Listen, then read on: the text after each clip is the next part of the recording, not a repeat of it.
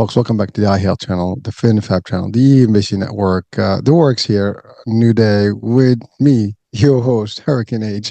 Uh, Great topic today. The topic of just getting better, but in a different format with my guest, who is an author. He is actually a founder of a unique, I would say, method, and I'm going to leave that to him because he's going to tell us about his method and his work.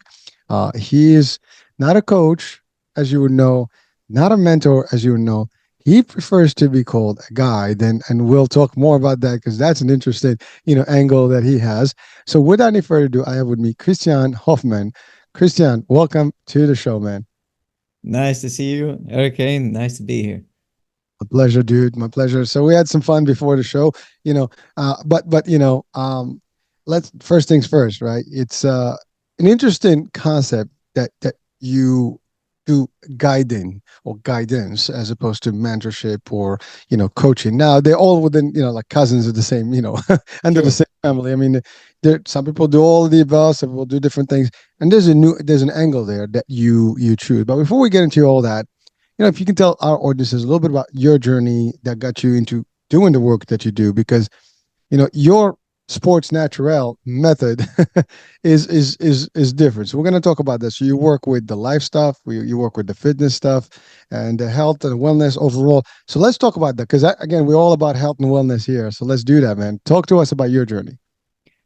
Right. I don't know if it's that interesting for a lot of people because you always figure you're talking to someone unknown, right? But in general, when I was young, I had to go to karate lessons because my father, he's a bouncer, and he saw like the benefit of that one. And also my older brother went. He was 6, so I was 4 years old at the time. And I've been doing that my whole life, at different styles and methods, and it was all fun. Now, I'm not typically your average fighter because I don't like to fight, but I like the techniques. I like just playing around, messing around. And instead of my brothers, they are more the fighters. Like if you say something wrong, you probably have the wrong side of them. And I couldn't always care less. I also like laughed and talked about it. But in that journey, if you come across like martial arts, there's a lot of good ways to get yourself fit. And that's the take that I wanted to get from it. So I learned a lot from the different styles, how they do it, and kind of exercises, always like the novelties that I was interested in. And when I was a little bit older in my 20s, I think, hey, what I want to do in my life. Um, as you know, in Europe and maybe also in America, you going to school, you sign yourself eventually like, hey, what do I want to do in my life? And that's the journey you're going to take. You're going to go to college, you work, and you go to your pension, you die, something like that. And I would, yeah, when I was in my 20s, I thought like, hey, what am I going to do? I don't want to be doing this same thing. I'm not cut out for this. So let's do something else. And I went to Australia for a year. I did some other countries, but that was the main one where I learned a lot. And I worked out by myself and looked at the principles. What is working? What is not working? Especially if you're by yourself, with nobody around. What are you going to do? Because only walking, I hated walking. I mean, it's good for you, but just walking, I didn't like it. But as I came to grow older, I now know the benefit and I can do it with listening to podcasts and everything else. I mean, I make it more enjoyable for myself. But I worked out with stones, with running on the hills and running down the hills, swimming for myself, tree climbing, and doing everything else. What I thought, like, hey, I enjoy this. So my take on working out and exercises was more like, hey, do I enjoy it? Because I don't like the grind going to I did that when I was 16 actually. My mother and father, they both were working out in a fitness place, and he asked me to come along. And when I did, it was just there was a plain all exercise what you normally see in the fitness area. And after 2 3 weeks, I was very bored. Like I know all this exercise equipment over here, I know what to do, but it doesn't challenge me anyway. Like except for like I can do this a little bit longer, a little bit more heavyweight. It was not cutting it for me. So eventually, after Australia, I developed my own way of doing things and keep it interesting and keep people on their toes and use different principles. Because at that time in the 90s, and maybe you know that too, a lot of stuff and information was still driven from the bodybuilding scene, from the Schwarzenegger and such Yep. in the 60s.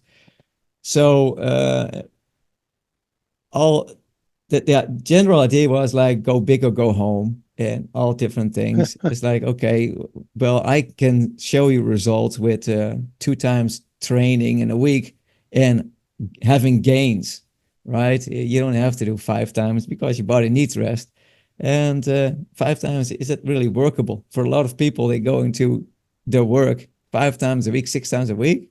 Like you have to drag them by their ears to go to a fitness class. So I don't want to do that. I'd rather kick them. No, I'm joking. But you have to entice them a little bit. Like, hey, come over here. I make something fun for you. So, and that's what I started to do, and that's how I built Sport Naturel. And people that came became very loyal. I mean, they liked it. And they were always challenged, and it was always something new. Like we did water training, swimming, breathing techniques, climbing in trees. We were fighting each other. We played soccer, volleyball. We did a lot of different things to make it interesting. Every lesson was different.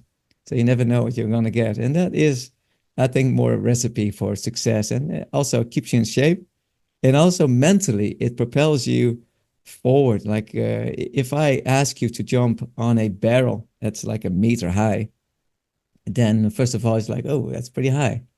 And there's a there's a bridge of like, hey, can I get there, or can't I do it?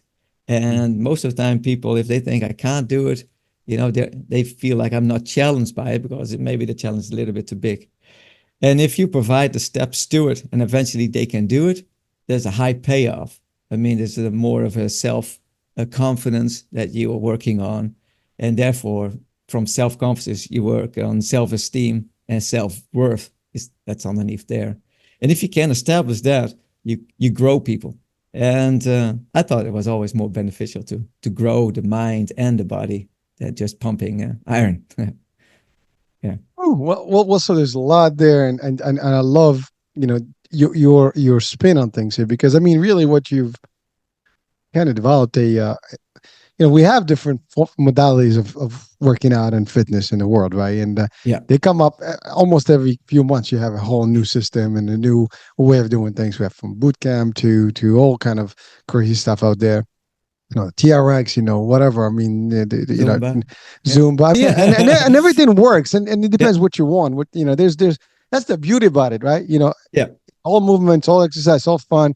It depends what you want. But you're right; it has to be Mhm. fulfilling. But you come from a school that I appreciate personally, and I love because I just like you, I've been in martial arts since I was 9 years old, Mm. and I've done 20 years of karate, Doshodokan, and I've done Taekwondo, and I've done Oh, that's Shotokan? yeah, I did Doshodokan, yeah, Okay. for many years. So yeah, that was my first actually entry to the martial arts world, and it's the traditional format. So it's Yeah. all the old school stuff, all the Japanese, stands. I mean, I'm talking about traditional.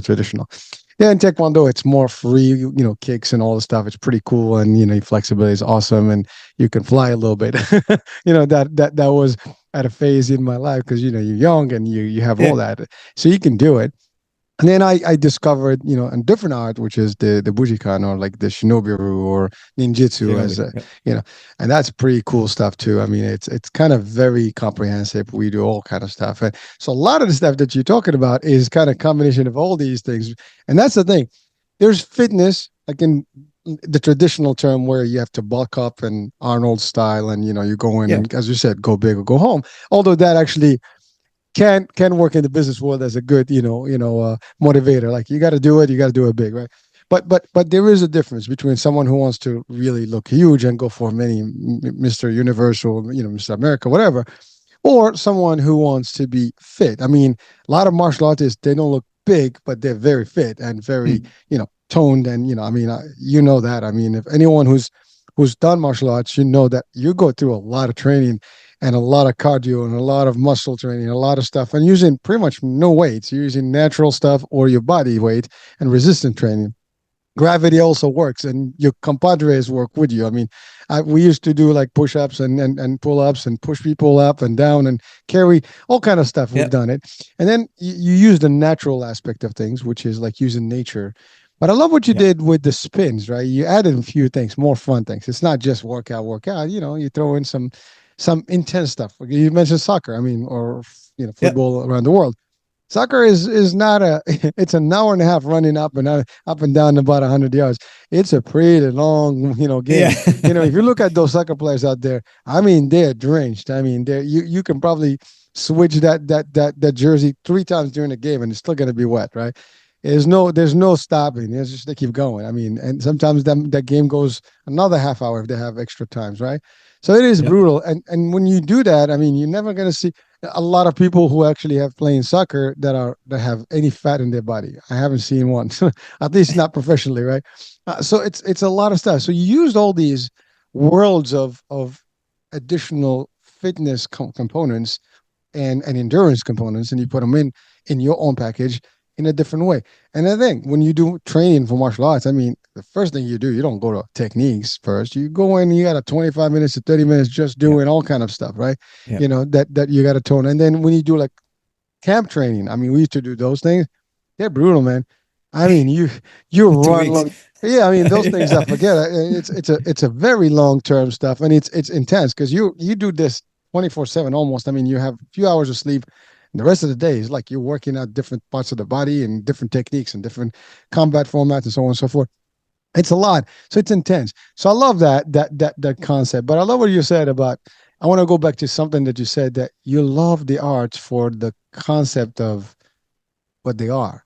You're not there for to fight, and that's actually something I just want to just extract quickly because you know there is competitive like fighting sports, such as UFC and MMA and all that Mhm. stuff, but then you have the traditional arts, which is more of you know the technique, the spiritual stuff, the traditional way of doing things. It's really arts, right? And so you have both things, and all these things are effective. The problem is people think that when you're doing these things, you're like this tough, guy or gal, and you're just out there to figure out to pick a fight. That's the least on anybody's mind. Now, of course, Right. everybody has a dark side, and the dark side can come up anytime. But one of the things that we learn in this world of martial arts is that you don't go fight, you don't seek a fight. Right. We have a saying: the best fight is the one that never happened, because there's no winning a fight. I mean, you're either hurt, jail, Right. or dead. I mean, Yeah. not cool. I Yes. mean, so, Yeah. so tell me How it which goes. part of that is a good thing? None of it, right? So it's a good thing. But you talked about self defense, self esteem, and self worth. These are things that a lot of people go to martial arts for that purpose, especially young kids. I mean, there's bullying and things like that. And me, in my case, that was the case. I was bullied, and one way of me to get over the bullying was to get the confidence that I can do something about it. And my parents put me into this, and it taught me the discipline, but it taught me also to stand for my own and show that I'm not afraid. And when you show that you're not afraid, then people say, okay, well, I'm not going to deal with this dude. It works. Yeah. So yeah, It's a go ahead. double-edged sword, though, to It me. is. It is. And why is that? Because I also trained kids, and so you have those kids. Some of the kids are bullied in school, and you can see sometimes, right? Mm-hmm, mm-hmm. Because how they come in, how they carry themselves, and maybe you can see it a little bit on the parent side too. Some of the kids, they smelled a little bit, didn't wash out every time, so they make themselves target, and not. I mean, not that I'm saying like, hey, if you don't wash yourself, you make yourself a target. But everything combined together, yeah, kids are brutal to each other. And as a parent, you want them to help them in the best way possible, right? Yeah, of course. And yeah, and so if they bring you the kids and you do lessons with them, and a lot of friends that I have, they advertise with crank up your self esteem and blah blah. What happens in my youth, right? I have an older brother, so I'm a little bit smaller than him. And most of the time, if we were out together, I had always like I get into a fight with someone just because I'm already small, and my brother was more like rowdy, and I was more like don't do it to me because I most of the time I didn't drink, So I was already like sober. My brother not, right? He was more like party and everything.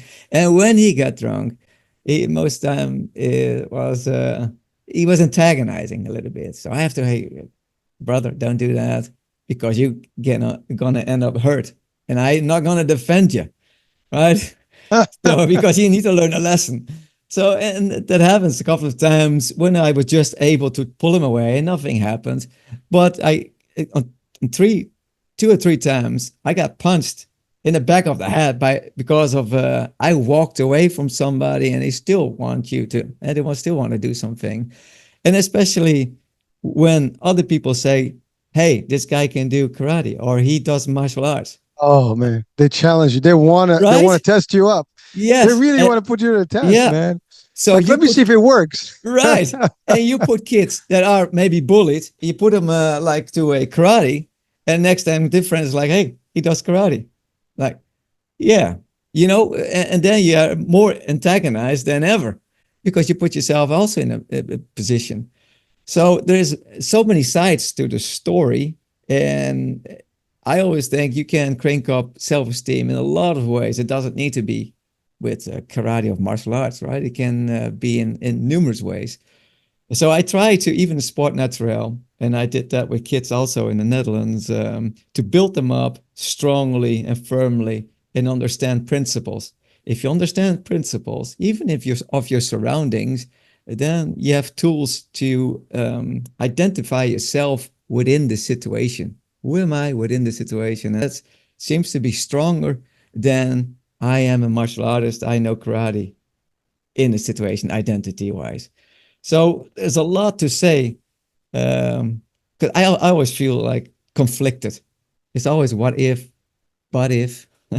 Well, but that you really raising great questions and great concept here, because you're right. It is a double-edged sword, and frankly, it can get to your skin, under your skin, when you know that I can handle myself now. You might be looking for that and challenging people. There's that. I mean, but I think depends on what school of thought you've been. Because I mean, a good example, the Karate Kid movie, right? So you have these two schools of thoughts. One is like Miyagi's school of like, we don't start the Yeah, fight, and the other ones is like, let's just go crazy and knock the hell out of people, right?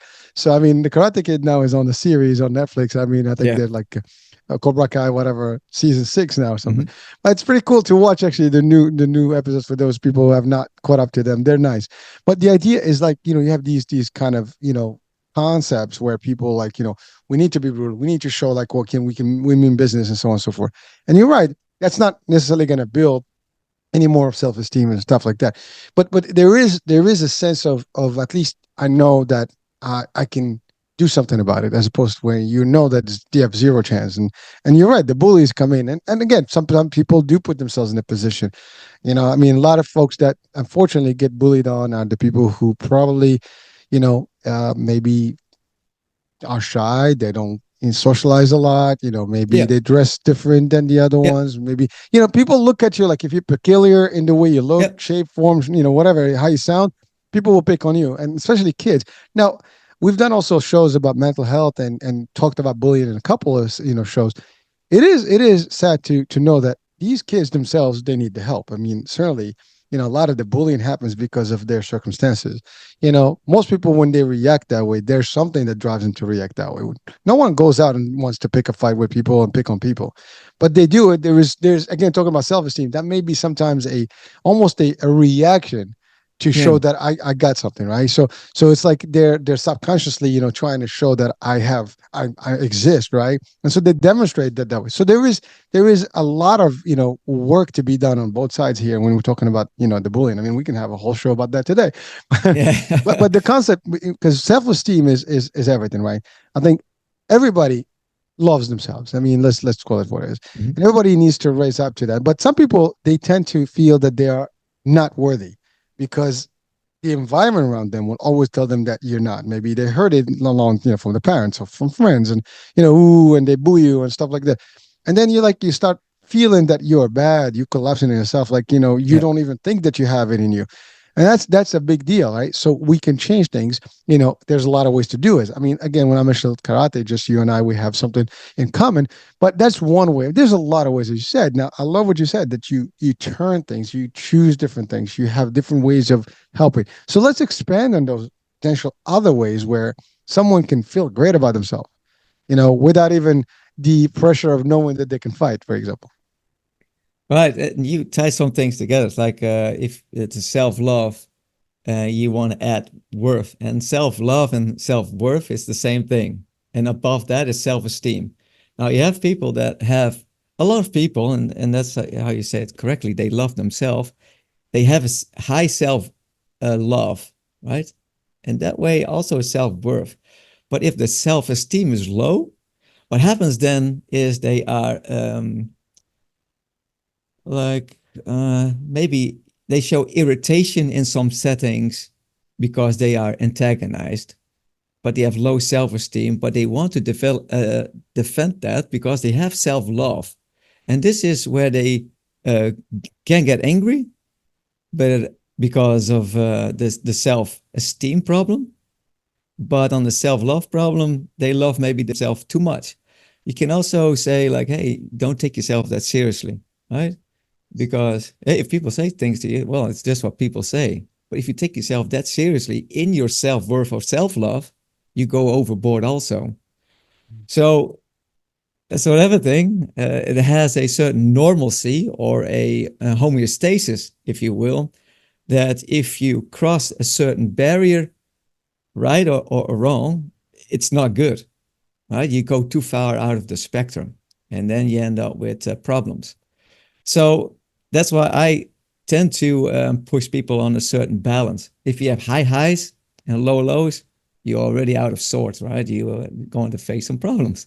So I try to minimize that. And if I have some people, they came to me, there's a very with high highs, and then they work out with me, and then I didn't see them for a while. The low lows came, right? And it's like, oh, what's going on? And then he came back, hey, high again. He was so enthusiastic, and you first need to calm that down. Like, okay, I like your enthusiasm, but where does it come from, and how do you utilize this stuff? Because if you understand this, you may understand when the low is going to happen, because it's going to happen. So I work with that more, and this is why I stepped a little bit out of the field of just doing health and fitness, and also being the guide a little bit. And why I said the guide is because I try to not just hold hands, but more I'm standing behind you. And if you look over your shoulder, yes, I'm still there, right? Without you asking me stuff, hey, what's the answer to this? And if I just give it to you, that means it's not like your own information yet. You can't do anything with it because it's my information that I'm selling into your brain, but it doesn't mean it's yours.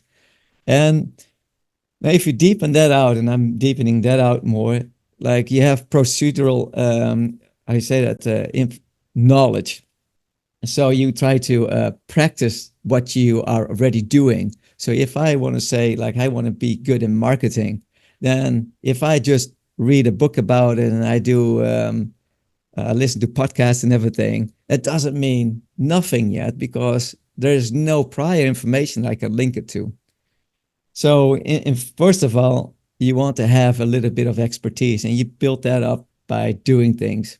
And the analogous um, knowledge that comes after that. So you have to critique what you are reading. You have to critique what you are listening to. If you don't do that, you're not going to make it your own either. So there's a lot of steps before that you can adopt a certain um, uh, dogmatism or dogmas.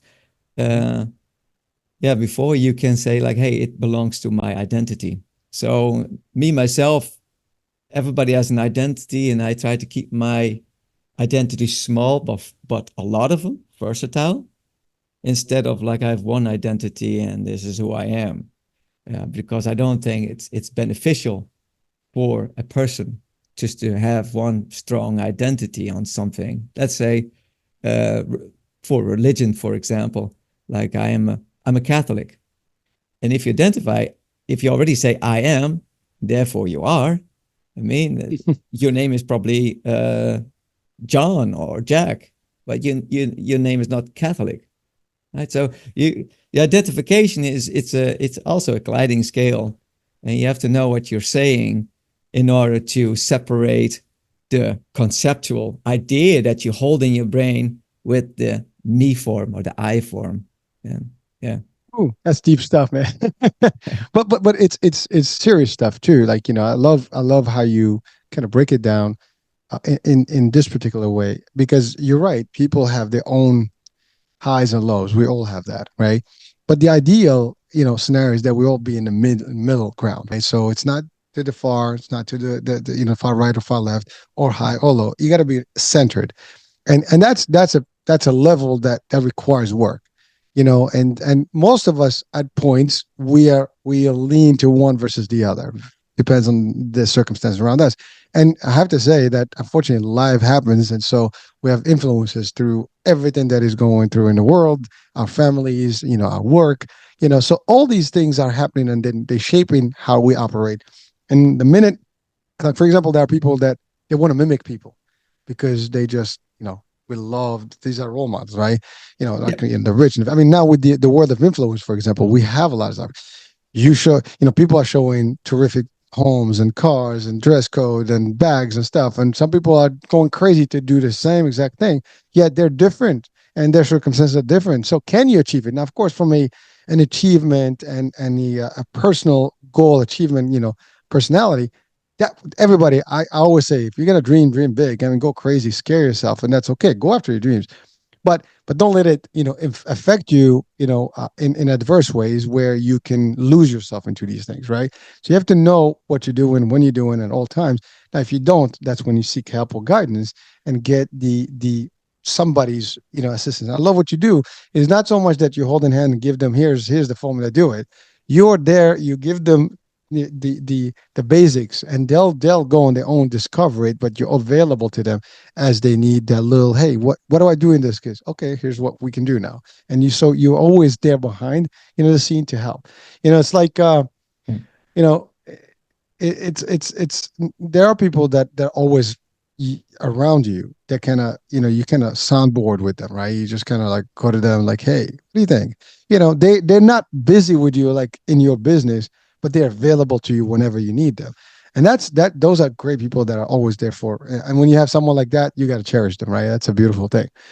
So that's a big one. And I love the concept you said, like, loving yourself is a priority, but there's a way to do that. I mean, loving yourself where you kind of like hate everybody and or think that you're better than everybody and so on and so forth. That's vanity. That's bad.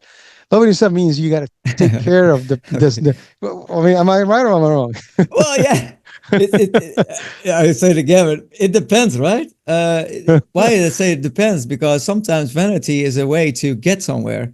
I've been with a guy. He's first he was a photographer, then he became he wanted to be bulking, he wanted to be a bodybuilder, and what he was chasing is a certain vanity, and this is great. And he wanted to have a big car, and yes, you do it long enough, and then I think you understand why you're after it, right? So it has that period of like, I need to follow this structure first. I need to have this power and this wealth to become someone that I want to be. Then I can ditch all that power and that wealth and really be myself. So sometimes it's a road to get somewhere, to be closer to yourself and to accept your environment.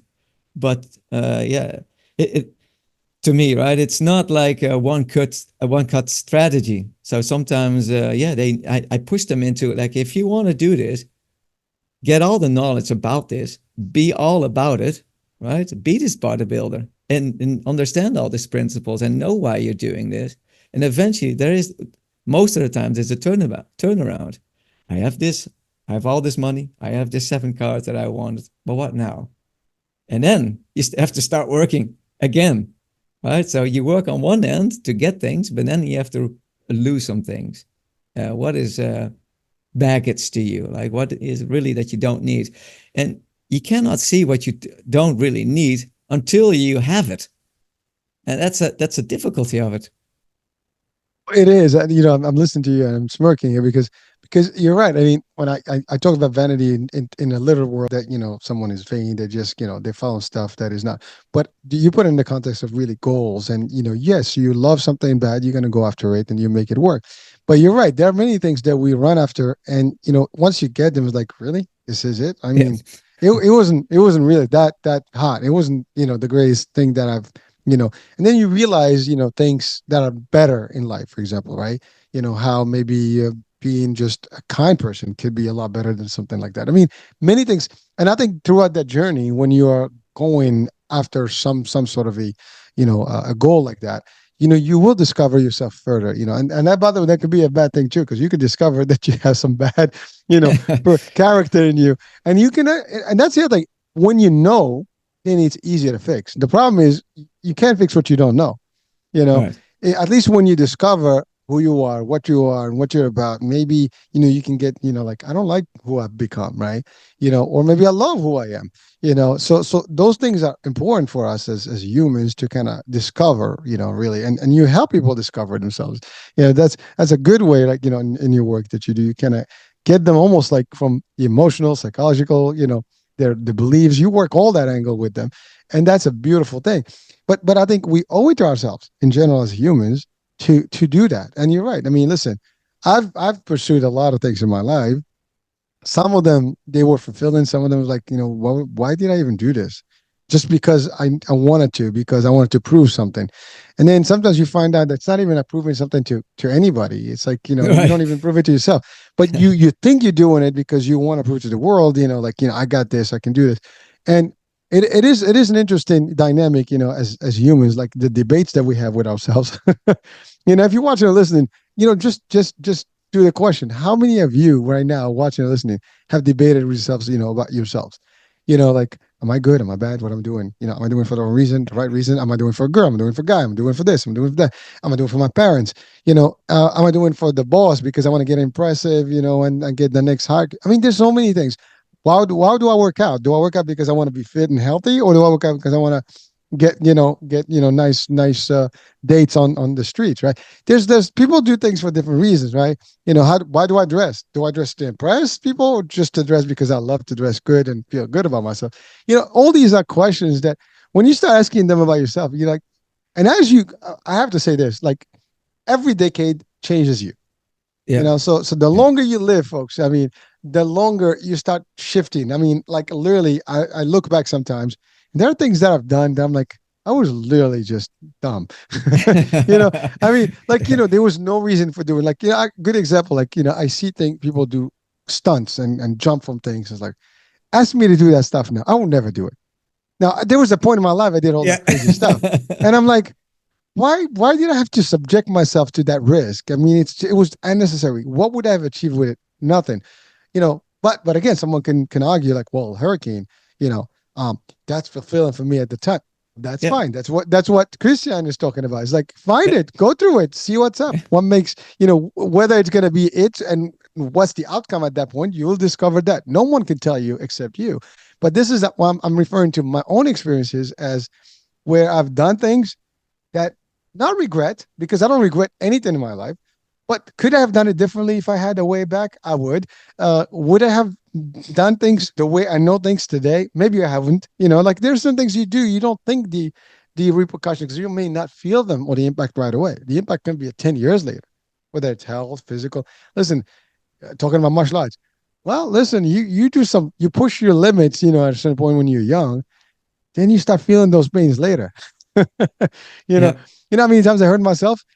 Sometimes I wonder, like, why? Yes, no risk, no reward, no pain, no gain. I mean, these are real concepts too, and I kind of, you justify things with these things, right? These are things that have been almost promoted to us since you are born in this world. You hear those, and they're like subjected to them more and more and more. So it's very powerful stuff that we live in. But so I love your concept where you allow people to discover themselves, and they'll discover themselves, and they'll question things, but with the permission to do so, because some people will do things and still not question everything. They just go with the flow. So how do you deal with that? Yes, and that is that a little bit of I think the tease in me, and I don't know how to call that.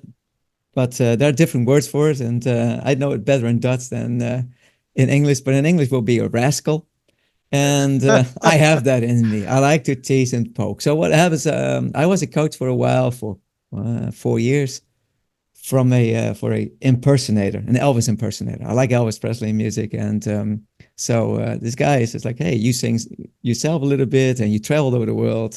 Can you coach me? Because I have stage fright. I don't want to stay on the podium in another country." But I won this radio contest, and he asked me to go over there to America. Would you come with me? I said, "Oh, sure." So I said, "Well," we started off with like, "What do you struggle with?" "Well, I never really sang in front of an audience." I said, "Well, that's a cool thing then. First doing it on a live stage where a lot of people are. I mean, that's how you get it done." And eventually we went to America, and he did this thing. So I helped him out. But come to find out, like Elvis Presley had certain, let's say, temper tantrums, whatever you call it. He was angry sometimes. And in full character, we were sitting in a hotel room, and eventually he turned a little bit on me, had a little bit of an attitude. And I think, hey, I know you from when we were much younger. I know where you are, where you've been, and where you're going. Like, there's no way to talk to me like this, or act like that to me with your behavior. And it's like, I'm not your slave. I'm just here to help you out, right? But he started to demand things. Hey, like we were sitting in a hotel room. He says, "Hey, close the door for me." And I don't do well with that. I said, "What? What do you say?" It is right, right, and that is maybe not the best thing. It's a certain identity that came up inside of me. Like my father's a bouncer, and maybe he parented us in a certain way, and there was no way to speak to my father that way, right? Somehow it is it's transmuting to the children. So when I hear that, and it's like, hey, it can be serious, like it's not what I like. So I said, hey, guess what? Do it yourself. And he started to have like a word, and within seconds, he was sitting on his bed. I jumped on him, and I grabbed him, I put him in a chokehold, just for fun, right? I'm not really choking up. I said like, hey, you really want to say this again? And he was all of a sudden, get off me. No, no, no. You want to say this again? Get off. No, no, no. You want to say this again? Like, get you back to that base level. Where are we? What are we doing? Right. And eventually, when I squeezed it a little bit, he said, oh, let me go, let me go. And okay. I said, well, if you say this again, I do the exact same thing again until you understand why you're saying it and what you're saying. And eventually he came to like, yeah, I said this, well, I'm totally enrolled with Elvis Presley. I said, I get that, but we are still friends. You don't treat each other like this. And if you were Elvis and I was his friend, I would say the same thing to Elvis at that time and probably helped him along the way. Who knows? So there's a way of coaching things and bring people back to, hey, where are you? So I poke people, even in fitness, and when people want to be trained by me, I tell them, I will poke you. I will find weak spots because we all have them. I have them, and I try to make it stronger. I'm not there to make you feel pain. And yeah, so if somebody doesn't want to listen or learn or anything, eventually, if you don't want to agree on our agreement, then I can't do anything for you. But if you agree on it, and you won't try as much as I would like you, then I start poking, and then something will come out, something will come from it, if you like it or not. But then eventually you have something tangible. You have behavior that you can talk about, that you can push a little bit or guide a certain way. But if you never do that, you're just like there for them to work out, throwing some dumbbells around, then yes, they did something for the muscles, but nothing for the brain eventually. And I like to work on both when well, you're at it anyway. You're working out. But it's a great form of looking at things, because I mean, your example, someone was watching like, dude, you just put this dude on the chokehold. Well, again, you're friends. You can get Yeah, away with that one. your friends. Yeah, I get it. But you're right. Like, you see that. But that's the thing. Like, the person got into so much character that really he behaved in that same thing. And by the way, that's psychologically sound. I mean, people actually, this, and I think I stated this, and we even talked about it in the mental health show, is that when you put a uniform on, you'll behave with that uniform. Yeah. As a matter of fact, when you put the gi in the dojo, you don't feel the same without a gi. I'm telling you, Yeah. having that gi somehow gives you powers. It sounds weird, but it just like you feel that you really fit the role of whatever that gi does, as opposed to when you don't. You're almost naked. It changes like I mean, really. And I mean, even listen, BJJ guys, they do that all the time. They have the gis and they have like the regular, like the tight stuff. Yeah. When they do the wrestling. Like here. And I'm pretty sure that that it's a different sensation when you have the gi versus not. I mean, when you stand, with your belt and you're really like you feel like. And by the way, same thing. If you were just to go put like what do you call it, what is it, a BDU, like those military things for for Okay. fun, Yeah. like It you is. wear a Yeah. BDU, you feel like a little different, right? Like when you're, and if you put a security uniform, you'll think that you're secure. Yeah. This actually, there was an experiment that was done where they put a bunch of people that are Or in just, the 60s, I guess. yeah, it was a bunch of Yeah. people that give them two roles: inmates and security guards. Out of And control. they went out of control. Yeah. Again, this is not fun. It's real stuff. So when people get into character, and that's actually where the greatest actors, thrive. They Yeah. get into the character. I mean, they become the character. Yeah. Like when you talk to them, their voice changes, their behavior changes, their attitude Yes. changes. I Yeah. mean, they really, that's how they become. I mean, they even practice that in real life until they finish whatever that movie that they're working on. So, and movie is not acting, it's role playing. So they become the role. And that's the biggest thing that people don't realize. So it's all in the mind and how you behave. So you're right. Your dude, you know, you were there for him, but he just all of a sudden crossed that border and thought that you were just, the help there, and that didn't work for him well. No, and the thing still is like, and I said it too, like if you were Elvis Presley, I would say the same thing. I would do the same thing because I don't think you should do this, right? Because of your own dissatisfaction about things, you should not just lash out to other people. I mean, it's just common sense.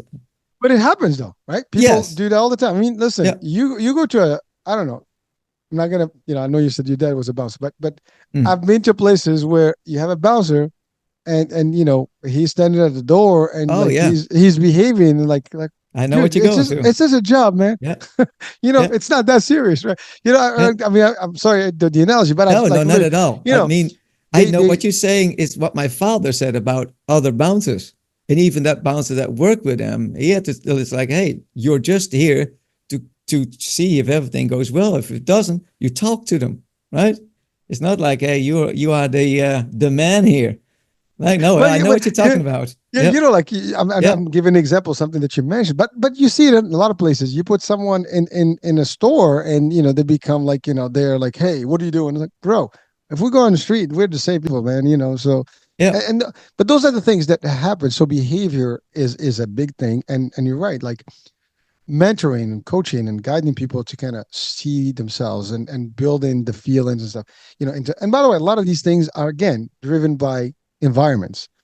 A lot of people may have been, maybe undermined, when they were Yep. younger and whatever. So whatever authority, even in corporate, right? When you give someone, we have that, like, the power trips, right? You become a manager, and now you're like I own the place. Yeah. Everybody's like your servant. Doesn't work that way. No, I have to say, it is a stage that people, have to adjust to. And you're right. You got to develop into whatever it is that you're doing. And you get to a point where it's like, now I get it. Like I get the true essence of things. And then when you do, like, it's a good feeling. It's really, what do you call it? Korean, sensation, right? You feel Right. like, wow, liberated. So it's a very different approach when you have someone that is helping you kind of identify those levels and balancing. And by the way, sometimes we don't have the ability to do it on our own. It's just what it is. So help is always needed. And you know what? Whether listening to the show, working with someone in person, I love what you said earlier. You walk in, listen to podcasts. There's a lot of great information out there from top experts of the world, and these are not the ones you're going to probably find on regular, media or TV. Because I mean, they may get a few selected people on a guest here and there, but the millions out there that have so much knowledge are not available either. Now, you want to read books, that's the other place. So that takes us to your book. Books are like literally the biggest thing that's ever been created, because books are information and knowledge that descends and continues, for eternity. As long as the books live, they're going to exist, right? Mhm. And now they have even digital and audio ones, so they have different versions of them, but they're different because they guide you and help you.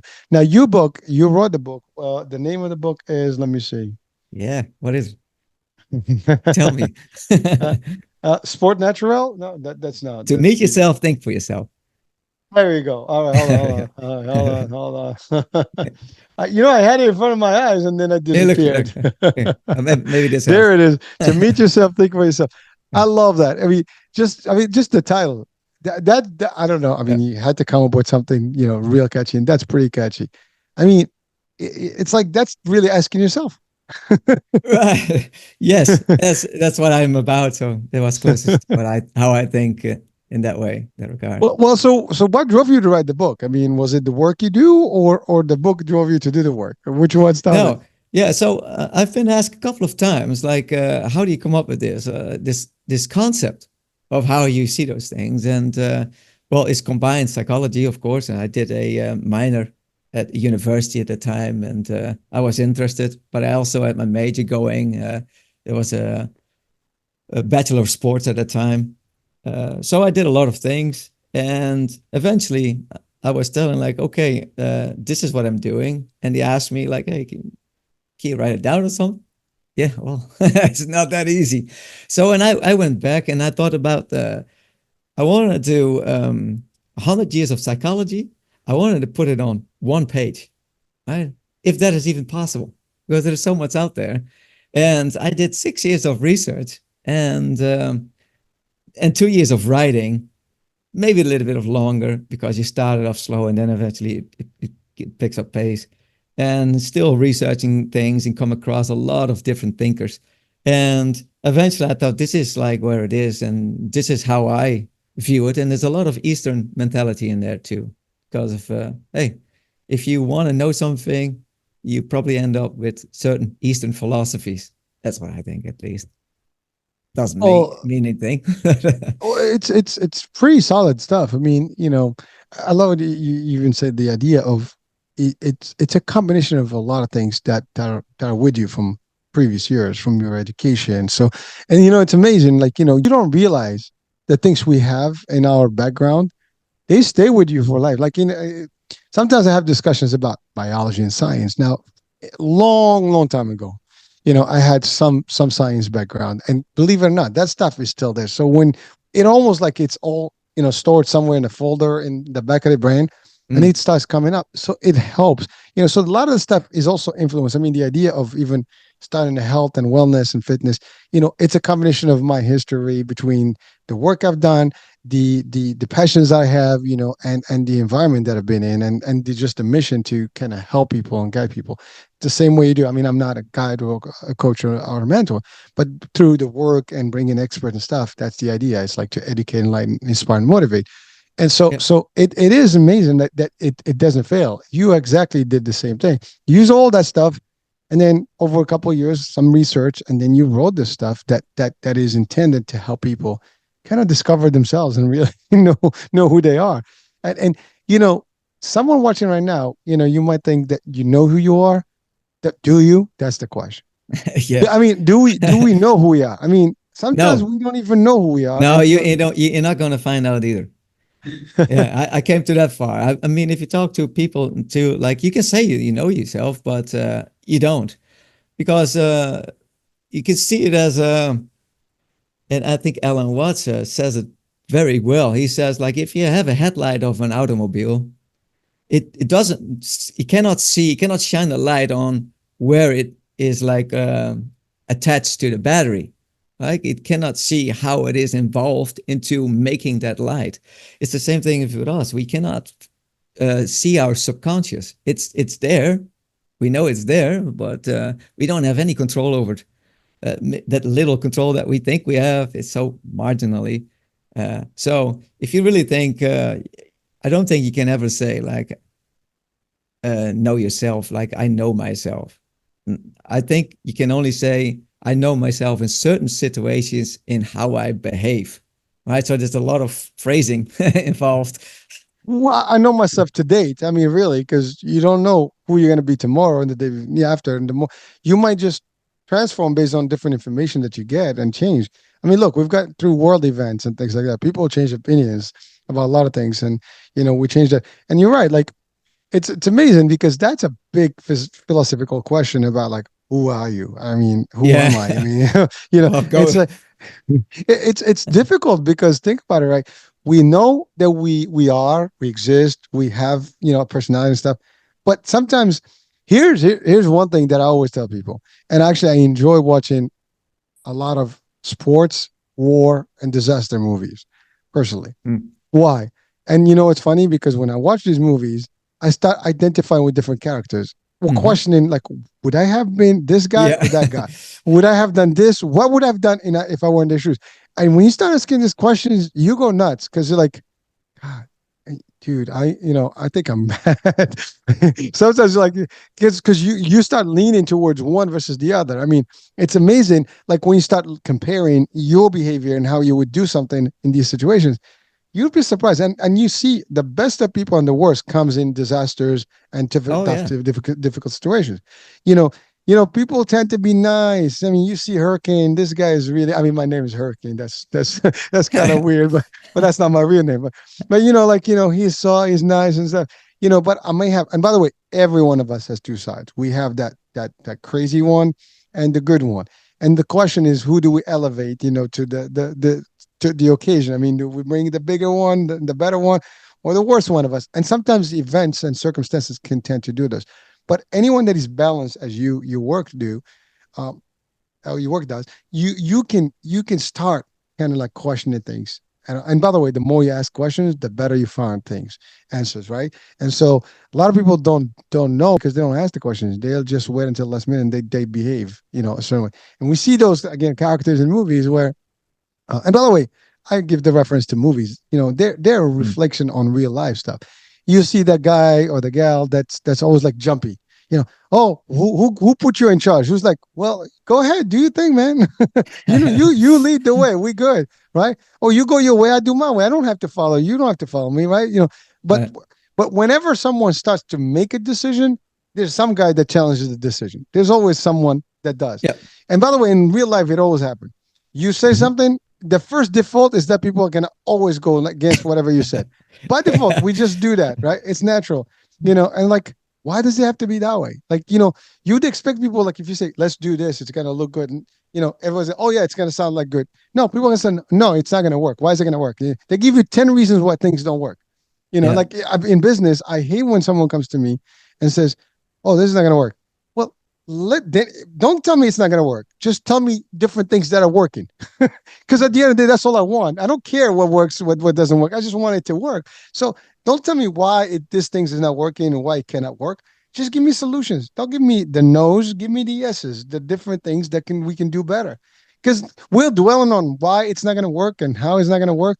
Well, we can dwell about like how do we improve things and get better. Yeah. I instantly ask them, what are you fear of? What are you fearing? Oh Because I boy. don't share your fear, right?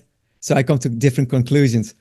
And so there's so many things related to insecurities and fears in our decision making. And it's Mm. very, like for a lot of people, it's very true, but also they create that narrative and they create their world with it. So if you repeat yourself over and over yourself, yeah, guess what would happen? Not the opposite. So there's a lot of things that what you say, yeah, if you're always combating someone else, then what is your story then? What do you stand for? And all of a sudden, if it becomes a little bit more quiet there, then you understand, yeah, some people are not comfortable to make an own story, but they are very easy to shoot your story off. And I get that with my book too. I mean, yeah, it's easy to say like, oh, this book is rubbish. Yeah, you can say that. I mean, even if you open a page, you don't like it, you can say it. But like if a person is there at some point and they understand what I'm talking about, they can say, "Hey, there's value in this." And so I cannot bother myself too much with yeah. That's great because here's the thing. You touch on something that's very, very powerful, and we see more of it today. And let me uh, expand on that. Mm. You talked about the book. you know your book is not rubbish. Your book is solid. It's yours of stuff, and there's opinion, there's research, there's all the stuff that you put. It's the idea that you wanted to convey, and there is a lot of good stuff in it that, if not all of it, to some people may not even see a value, and that's okay. It's not for them. That's the thing. When you don't like something, it's not for you. It's like we go Yeah. to a restaurant, you put a plate of food in front of me. I don't like it. It's not for me. I don't. That doesn't mean the food is bad. It's just not for me. So this is the Yeah. same thing concept. We see this a lot more on social media. You put anything, a post, anything, a reel, anything, and sometimes I just scroll down the comments, and I'm not even talking about my own. I'm looking at just Yeah. different, posts, and I'm always amazed at the answers. Like the topic is here. We're talking about space, and someone talks like, "Well, we should be feeding people here on Earth." Okay, but that's a great opinion, but that's not what the real was about. So people just sometimes they dump comments that have no reference to the actual context of what is actually being, promoted in that particular video or reel or Yeah. post. And that goes for everything, right? You put a show, someone has to criticize the show or the book or something. Bro, this is not for you. If you don't like what you hear and watch right now, it's okay. There's plenty of others. There's Yeah. millions of shows out there. Do your stuff. It's like when you have TV, right? How many channels do we have? Thousands of channels to choose from. You don't watch them all. You watch the ones you like. That's it. Some people are going to like us. Some people are going to like something else. Just do that. But when you criticize, what's the point? Just you want to make a point somehow, like that you No, you I think participate. on a deeper level, I think, right? On a deeper level, I think it's a form of survival. Mm, In a way of, hey, I want to survive. So in a physical way, it's like the strongest may survive or the smartest one, mm, and that holds stake, right? So if you transfer that to a conceptual being identity, how do I survive? And how I survive is okay. I can read a book, I can write a book, and surviving conceptually from there. Because if you read this, then hey, it becomes part of you. So in this way, I'm ensuring my survival. If I am commenting on your podcast or whatever it is, then I am surviving because I instill my conceptual thoughts inside of you, and therefore I exist. So it's a very strong need to do so to survive conceptually in an identity way. So I totally understand why those comments are made, and sometimes not even in line with the original subject, but it's just there to like feed themselves, and I want to survive and I'm fearful, you know. I, listen, I kind of agree with you in the structure of the concept, Mm. but like sometimes I don't like put it together. Like why? Like see for me, again, and Why? why? I mean, like for me, for example, it's like Why do you want to survive? that would be a worst of my time. I mean, a waste of Yeah. my time to go in and comment. Like I see stuff, I don't comment. You know what? Even my posts, I don't put comments. I put a picture, and I believe in the picture is worth 1,000 words. To me, that's more than enough. You see it, you get it. You know, Mm-hmm. I don't have to put like additional stuff to just justify that I'm actually existing. And I have a little bit of opinion about things. The fact that I posted it means that I have some sort of an opinion about it. Yeah. Otherwise, I Yeah. wouldn't have even posted it. And these are just examples. But that's the thing. Like, and I get it. People listen. There's a lot of people have to just express themselves somehow, and but they do. But you do it in the environments that are appropriate. When you do it in the wrong environment, it's like you don't belong, man. you know but that's okay. Like, Yeah. I don't see the need to go. If I see something I don't like, I'm not even going to take the time to go and put the energy and type the stuff and just comment and give I see something I like, move up. That's it. You don't exist. Like, I'm not even going to get involved. That, you know what I mean? So life is Yeah. too precious. Time Yeah. is a commodity that we're running out of. And every time you waste time on something that may not be valuable, why you do it? Now, that's just my opinion. Again, Mm. we're two people having, different discussion about, our opinions and so on and so forth. But the idea is it's a debate out there, and we can have thousands of opinions about the same topic right now. As a matter of fact, if we get thousands of people around the world and we had the same exact subject matter, let's discuss those comments. We're gonna have multiple versions of, like, some for, some against. why and why not, right? Hmm.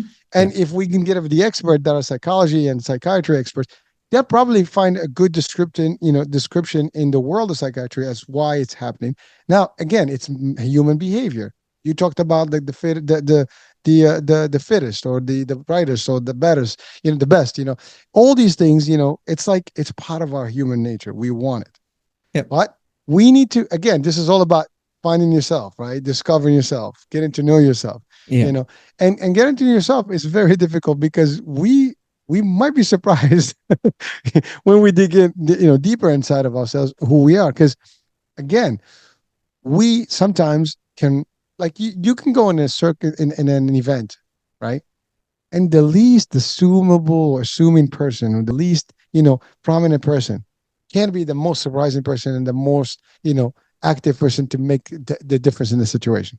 And it happens all the time. You know, you don't always, like, some people, they look at people that almost kind of like, oh, this is the person who's going to be in charge or doing this. And then maybe the shyest person, the most panicky person in the room, they won't even, do anything about it. People judge based on the view, right? You see somebody, Yeah. you determine, like, this is the, like what you said earlier. Your brother is the taller, the bigger guy, and you're the smaller guy, right? You're the Yeah. one that people may not, think that you're the tough guy, but you're the tougher one. I mean, listen, my best friend is 6 foot, 5, whatever. I mean, he's huge, and I'm a shorter guy compared to him, so I'm the more dangerous guy than him. But but when they see both of us, I'm not the one that they're gonna be like worried Right. about. They're worried about him because Yeah. it's like you're looking at a truck and a little Fiat, right? A Fiat is not dangerous, but it can still hurt.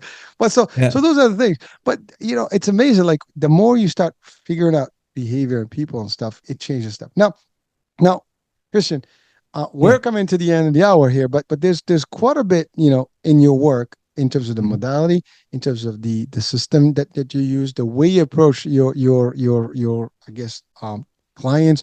It's very Mhm. unique, and really, I have to say, impressive, because like, I deal with, I've had a lot of coaches, and different mentors and stuff. And there's different angles, and I have to say, every one of them comes in with their own signature, and you have a Mm. unique signature.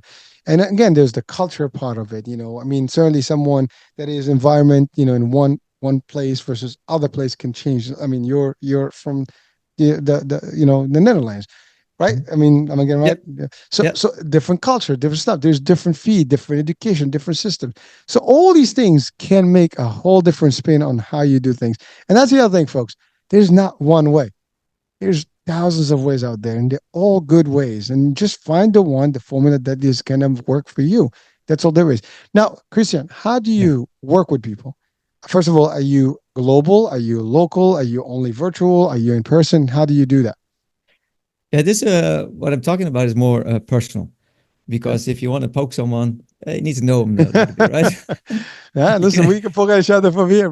Right, right. But sometimes it doesn't work. Like if you see, and this is just fun, right? So if I went to the America, we don't really have the Afro American people because I find them funny. And not that I'm say like everybody's like an Eddie Murphy, but in general, to me, how they talk and how they make jokes, I mean, it's funny as heck to me. But I cannot go up to them. It's like, hey, nigga, what's up? Like that doesn't sound well, right? If I am talking the language and I look the part, and yes, I can probably say that in the right way. Uh, so that's why I poke maybe better when I do personal things. But I'm just busy with more virtual things so that I can expand a little bit. Because if you live in a small town in Texas, um, they're not everybody wants to, let's say, do health and fitness, especially in the heat here. So it's nice to have different people from different places and different minds, you know. And I'm always interested in how people do things. So yes, I'm busy now to put that in there, and hopefully I can get that out as soon as possible. But it will probably next year that I have a class or something out there. Yeah. Well, listen, I mean, it's great work you do, and you're right. I mean, when you want to deal with a particular person, community, and so on. I mean, it's difficult to do it, because it's out of context. When you with Yeah. the group, it's a lot accept. It's more acceptable when you say it. I mean, yeah, Yeah. you're right. I mean, you can insult someone very easily if they Yeah. don't know you, but if they know you, they know you're not meaning to insult. You're just Right. having fun with them, and that's really sometimes things get out of context easily because people don't even get the concept, and they just take it, like, oh my god, you just insulted me, bro. We're just having a good time here, right? That's the thing. Like what I said before, if you don't take yourself so serious and you are willing to look at someone's intention, if the intention is not at all to hurt you or to whatever what you think is going on, but see it positively, most of the time you come to a different conclusion and you have an easy go in life, I think. That's a big one. I mean, I have a belief, in our, I guess, tenet, religious tenets, there is a belief that everything is based on intentions. Mm, So whatever you do in life has to have intentions. As a matter of fact, we had a show about having intentions to do things. Like, everything revolves, whether you're in business and work. I mean, even in business, I mean, think about it. You do a business plan, you set goals. That's intention. You set up your intention to do certain things. Intention is everything. You're right. In discussion, in comments, in right. joking, you know, you can tell when someone is joking. I mean, unless you're really a comedian and you can play games, an actor, that's a tough one. Sometimes hard to tell. But for the average person, if I'm joking with you, you will know it. And if I'm not joking with you, you will know it too. If I don't have anything to do with you and I just come out of the blue and kind of say something, Yeah. that's probably not going to sound too good to you. But if we establish a relationship and I throw in something, it's not going to be offensive to you or like you're going to be, all guards up because you know that I'm not that kind of person. So it changes again. We're talking about behavioral stuff and human factor is big. But the more we understand how we operate, it's like what is our operating system? We can do better, right? And sometimes again we go back to the help, the assistance, such as you, Christian, and people that do the work that you do. So again, A thank you little for doing. tie-in, right? Like just Yeah, yeah, cutting back please. when I said when I was with the Elvis impersonator. I mean, I don't take things seriously, but you have to take things seriously a little bit more when you are in a closer relationship. Let's say with your wife or not, right? So you take certain things seriously, like, hey, if we are commenting negative on each other, this is not going to help. So you have to be serious in that. Like if someone comments on me like negatively and I don't know them, I don't really care. Like it's more like, yeah, I cared at some point, but it's like, yeah, it doesn't do me any good. It doesn't do someone else anything good. So again, there's nuance to that story of like, yes, my identity is not involved. If someone comes up to me, it's like, hey, you, I don't know what they want to say. You're a little hobbit because I'm not that tall, you know. I was like, yeah, I probably am a hobbit in some standards. Look at the Dutch; you're all 6 or 7 foot tall. Like I'm 5 foot, what, 7. So Oh, we're about the same. So yeah, I feel your pain, man. yeah, so there's nothing. But the thing is, like, yeah, I can still laugh about it because I don't really care. But you know, if your wife says like, "Hey, you always doing this. Why do you do this crap?" and you always like blah blah blah, that negative stuff, like you don't want that in a relationship. So you have to set some standards or some boundaries there to say like, "Hey, how do we want to interact with each other?" I mean, if we do it in this way, it's okay. If you want it for 10 minutes and blow some steam, yeah, great. But after that, we need to be on a a certain train here, right? Oh, So well, but yeah. but I love what you said because you're right. It all depends on who, where, Mm-hmm. and you're right. The closer you are to people, but again, when you get closer to people and they get to know you long enough, they know your character. They know Right. what ticks, Yes. what doesn't. When you're with a total stranger, they don't know you, and that's when they press the wrong buttons, because they'll step on the wrong toe. I'm like, I don't know you're like that. You shouldn't be crossing that line with me. Like again, and you're right. Sometimes you got to put your foot up and say like, "Whoa, hey, hold that, hold your horses." Talking about Texas here, right? Yeah, Yeah. you know. So it makes a difference, right? So it's all again, folks. We whatever we're talking about here, it's not very surprising to many of us. If you're watching or listening, this is stuff that you probably know or heard, but sometimes when we hear it in this format, when we hear it with structure and as a form, an actual system, it makes a very good difference, to how we can do things for ourselves, and certainly we can be better to our environment and the people that we work with, because as you said, your family. you probably can do better if you know what to do and not to do at any given point, right? Where to go and what's your limit to everything. Because that's the thing, we all have limits. And if we don't know where when to stop, sometimes people joke, but they go beyond the joke. Yeah. And the joke becomes, like, hey, this is corny, man. You got to stop this shit. I'm sorry. Yeah.